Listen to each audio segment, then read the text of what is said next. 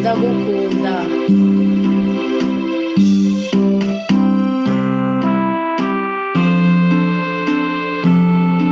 Ndagutabaje guma amahoro.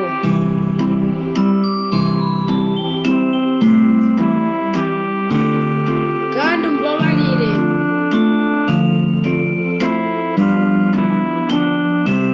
ndonke imigisha.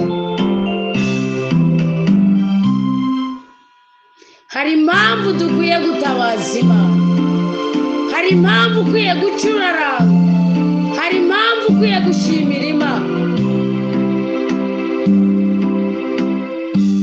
Igihe cyose ucurarangira Imana, umwasi araza agasanga uri kurasenga, Imana ikagutabara ikakurinda ibitero byiwe.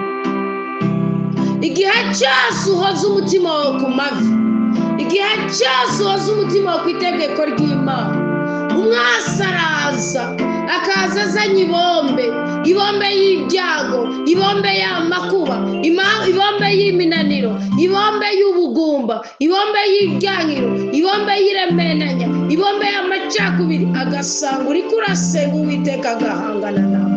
Nkunda Imana kuko yavuze ngo wa musozi wigirika imbere ya Zerubabeli yasanze. Umva ingene Zaburi ya 52 ivuga ngo ni kuki wihayagiza mu nabiga wamuhizi we. Ndabira nk'ubwo rugaba ingene rukora tere. Ndabira ntiruzi icyo guhica n'icyo rukiza. Ndabira rutera gute ahantu hari umuntu apfukamye ariko arasenga. Ni gute mwihaya mu nabi, ni gute mwijogota ngo nimugire amahoro dufise Imana soko ry'amahoro.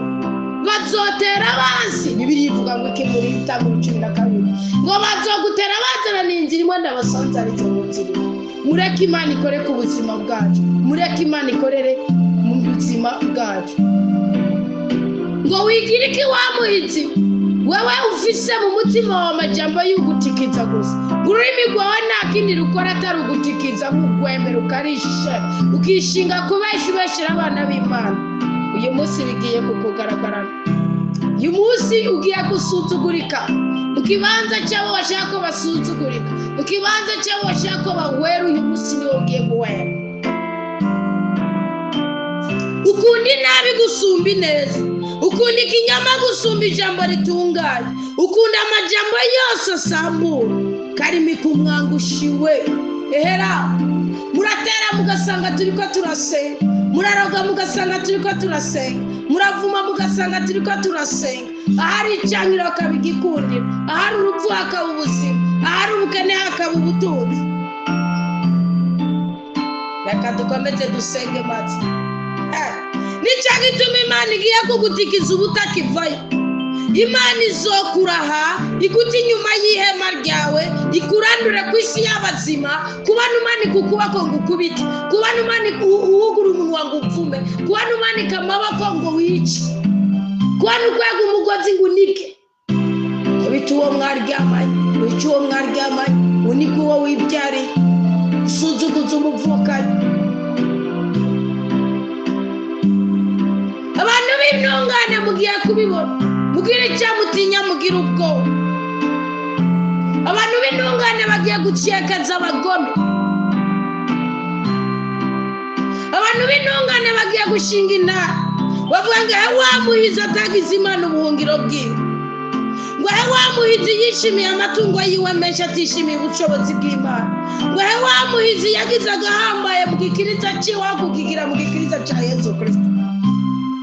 Uwiteka nyaguhora ku ngoma, nzokuninaza imyaka yose kubera ibyo wakoze, kandi nizigiye izina ryawe n'ijambo ryawe kuko ni byiza cyane imbere ya twebwe abayoboke bawe. Ubwangushi bwicecekera, ubugome bureke, ubwibone bureke, uburyarya bureke, ubugunge bureke. Wino dusange turonke umugisha, turonke amahoro, turonke ibyishimo, turambe kandi turanirwe mu izina rya Yesu Kristo. Nta mudakwiye gushyira mu bugome, nta n'inyungu na nayo usibye urupfu kandi rw'agashingaguro. Ukwiye gushyira umutahe mu butungane kuko nawe uzotunganirizwa mu bwawe byose mu izina rya Yesu Kristo. Ndagusengera, ndagusabira ubutungane mu mutima wawe. Amen, amen. Gira umugisha ko ubyumvise kandi ugiye kuyana ibyaha byawe.